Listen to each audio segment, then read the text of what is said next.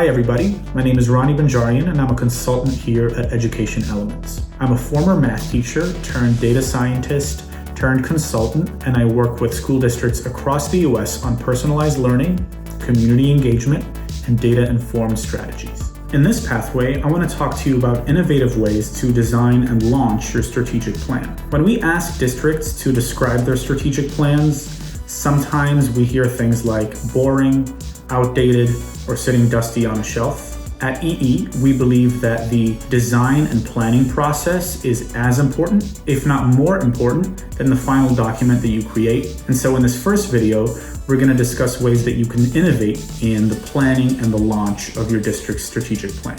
How do we design the schools of the future today? We must be innovative in our approach. Otherwise, we'd be designing the same systems and structures that we have all over again. Once you've engaged in the first part of the process, you should have a wealth of data that emerges from surveys, empathy interviews, and family focus groups, as well as things like state test scores and graduation rates. Next, assemble your steering team and start to look for trends in the data by looking at cross-sections of different types of data, as well as cross-sections of your stakeholder groups. Here are some example trends that you might find from reviewing these cross-sections. There are not enough structures to support community wellness and student mental health. There's likely to be substantial growth in the number of school-aged children in the next 5 years. There should be a focus on maintaining a high level of academic programs. There is a desire for additional supports for struggling learners. Step 2. Start to think about articulating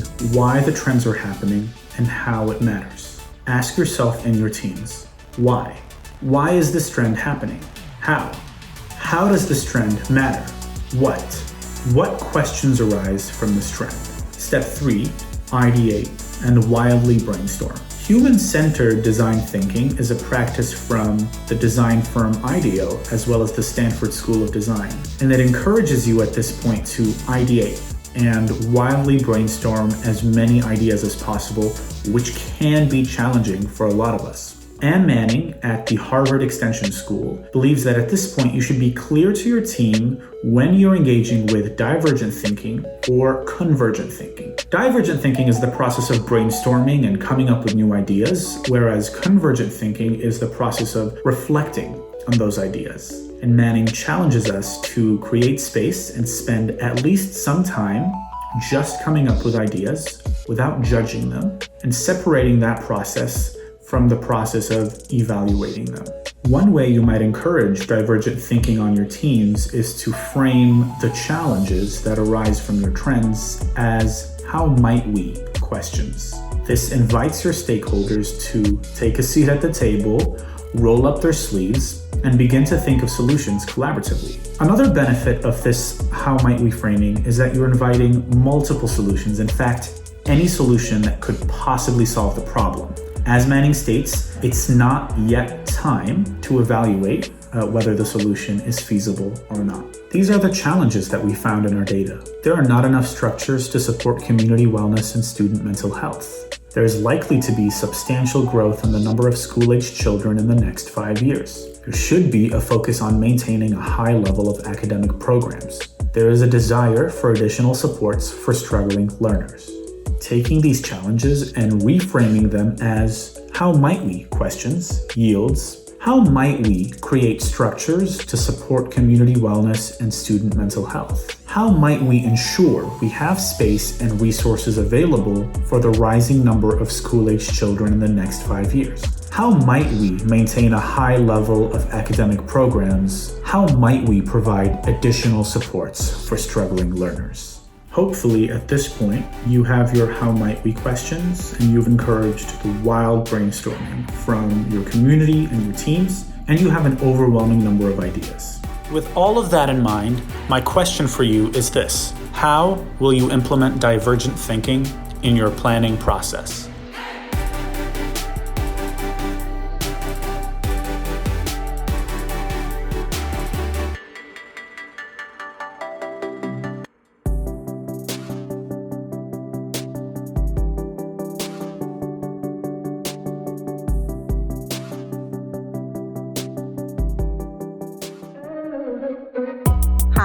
I'm Gabby Hewitt from Education Elements. I'm an associate partner helping school districts create more responsive systems and equitable experiences for their teams and students. Today, I'd like to share an activity that's not only important to the strategic planning process, but can help you prioritize during any large and complex projects. About a year ago, my family moved into our forever home right outside of the city of Pittsburgh. The house checked off almost all of our boxes, but we knew if we truly wanted to make it our own, there were a few areas that we wanted to renovate. So minutes after moving in, we did what any couple who watches way too much HGTV does. We started making our list of renovation projects. First on my husband's list, converting our double garage into a fully functioning basement. First on my list, updating our 90s style kitchen to make it more modern. Although I'm not the handy partner in our relationship, I immediately stated that the kitchen should take priority. My husband, on the other hand, had other ideas. With two competing priorities, we needed to align on where to begin with our renovations. A district writing a new strategic plan is not unlike a family undergoing a renovation project. There are some structural areas that are worthy of celebration, but there are always going to be areas that are in need of improvement. There are also different stakeholders who have competing ideas for what could be or should be improved. A recent survey of nearly 2,000 executives shared this startling statistic. When it comes to strategic priorities, nearly 70% are destined for failure. That's 7 out of 10. A prioritization matrix is one way to ensure that your initiatives or your projects are more likely to succeed. To get started, consider this 4-step framework. First, make a list of all your strategic priority focus areas. It's helpful to have some sticky notes for this step. Consider having a small team comprised of teachers, administrators, and district level leaders to start with. Or you can use an existing strategic planning team that fits this criteria. Ask your team to list initiatives that align to your strategic priorities, one per sticky note for movability later. In my own home renovation project, our list was relatively short. 1 sticky note for the kitchen, 1 for the basement. Second, come to a group definition for the term impact. How your team defines impact depends a lot on context. For a home improvement project, one might note that a kitchen is a high traffic area, therefore having high impact value. Whereas a basement is mostly a seasonal room that's bookended by the start and end of football season. Just as impact in a home improvement project is contextual, so will your team's definition of impact be for a strategic plan. We encourage you to consider your team's definition of impact using one, some, or all of the following criteria. Strategic alignment. How will this initiative support a variety of strategic priorities? Student impact. How might this initiative directly drive outcomes for your students? Return on investment. How might this initiative provide benefits beyond those anticipated? Flexibility. Are we able to adjust course with new information? Remember, your team doesn't have to use all this criteria, but once you have your definition of impact, you can then take your sticky notes and move them along a vertical axis from targeted impact to more broad impact.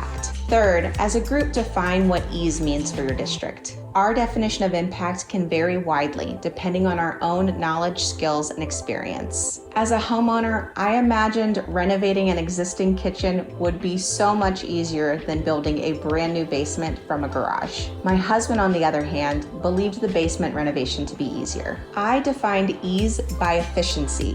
What would take less time to complete? As a true do-it-yourself guy, he defined ease by what he could do himself without having to hire external help. Similar to defining impact, a strategic planning team may decide to use one, some, or all of the following criteria to define ease. Feasibility. How do our existing structures support this initiative? Risk. How certain are we in our ability to implement this initiative? Resource availability and support. Does our staff already have the existing capabilities to implement this initiative? Cost. How will this initiative impact our bottom line, and can we absorb any budget projections? Once you've aligned on your team's definition of ease, take those same sticky notes that you moved vertically and transition them on a horizontal axis from easy to implement to much more difficult. Finally, select your initiatives to implement. Once you've moved your sticky notes, you'll notice that you've plotted all of your initiatives into 4 different quadrants. The first quadrant we would label easier and has an overall broad impact. These initiatives are high priority and they are relatively easy to implement. When it comes to implementing your strategic plan, this is your starting sweet spot. Our team recommends that you select 2 to 3 initiatives from this quadrant to begin with. The second quadrant is what we call difficult but also has broad impact. These are your bold ideas. In addition to the sweet spot, some districts might suggest selecting 1 to 2 initiatives from this quadrant. Taking initiatives from this category can help to really embody the change that you seek. Easy and worth it for a targeted group. These ideas are likely easy to implement within the current context of your district, and they have targeted impact on a select group of stakeholders. Consider whether they need to be included in your strategic plan or whether they can be left up to other decision makers, such as school or grade level teams. And finally, the last quadrant we would label difficult, but certainly worth it for a targeted group within your district. These initiatives impact a smaller, more targeted group of stakeholders, so they may not be far-reaching, but they are important initiatives given specialized needs. Similar to the easy and targeted quadrant, you may want to leave these initiatives to a smaller group of decision makers, and you can let those groups, such as school or grade level teams, lead decisions on that particular initiative. Now that you have your prioritization matrix, your strategic planning team can lead implementation with the knowledge that you have a manageable and high-impact list of priorities. Without this matrix, your team might have been tempted to fix all the things right away. But as I am learning with our home improvement journey, the more successful route to implementation is to start with a few manageable and feasible projects first. It may mean that my kitchen is still not renovated, and while our basement is complete, it's getting some new additions. We can always add new priorities along the way to add to our vision of transformation.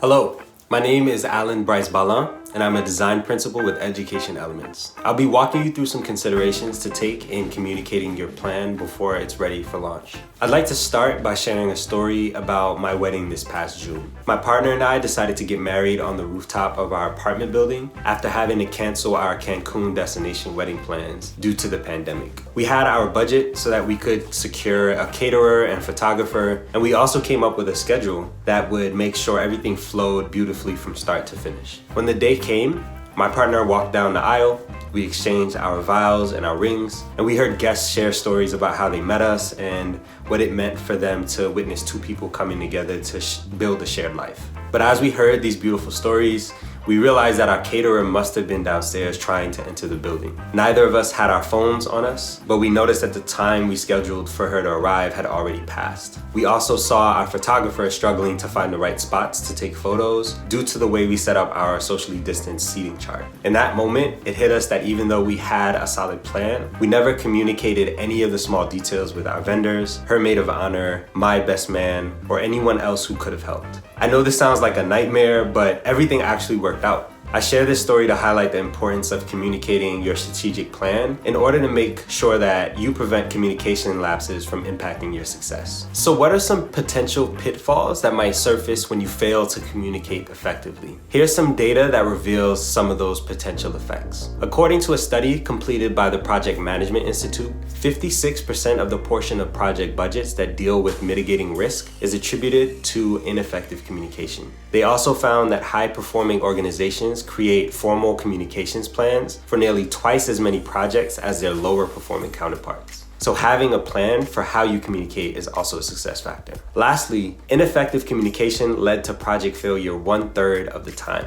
So I think the challenge here is clear, but what are some steps you can take to make sure you're communicating your plan effectively? You want to be clear on 4 key factors to an effective communication plan, and they include your key messages and tactics, your messengers, your messaging opportunities, and your bottom line. As I go through the essential questions for each of these factors, you'll see possible responses on the right. For key messages and tactics, your essential question might be, how are we tailoring our plan's overall message to each audience? Are you using social media, email, newsletters, or a website? Where are you storing this information so that it continues to be accessible after you've made contact? For messengers, you're asking who are the best messengers for any given message and/or audience. When thinking about your opportunities to actually share a message, you should ask, when might we share this message and how often should we communicate to provide our community with updates? And lastly, in thinking about the bottom line of your communication, at the end of the day, what do we hope each audience will take away from our effective communication? When you communicate effectively, you activate effective project leadership. This means that you've been able to communicate your desired vision and process effectively in order to guide and motivate team members, stakeholders, and clients. You also satisfy your community members. Effectively communicating all aspects of your plan will also mean that your community will be satisfied with the process and the results. Being transparent will help your community understand if some targets aren't met because they were always in the loop, and they may even be able to help you track why some misses occurred. And this can help you ensure success moving forward. Finally, you'll witness engaged team members and a solid project culture. Communicating effectively can also help to establish a better project culture that will serve you in the planning of future initiatives, large or small. Before you launch and monitor your strategic plan, be sure to take into account the following considerations for your planning conversations. Be concise. Keep words at a minimum in your storytelling with the visuals at the forefront to avoid losing people before you have them. Define your terms. Be clear about the terms you're using and why you're using them to avoid confusion. Never lose sight of the future state and the goals you've identified in your plan. As much as possible, always tie your communications back to those goals. Also, remember that you aren't starting with a clean slate. You may already have some, if not all, of the tools at your disposal to communicate effectively. Combine these tools with any new strategies you decide to employ to maximize impact. And lastly, keep in mind how you are not only informing your community, but also inspiring and modeling action. To close out, I'd like to leave you with this question. What impact do you wish effective communication will have on your community and the success of your plan?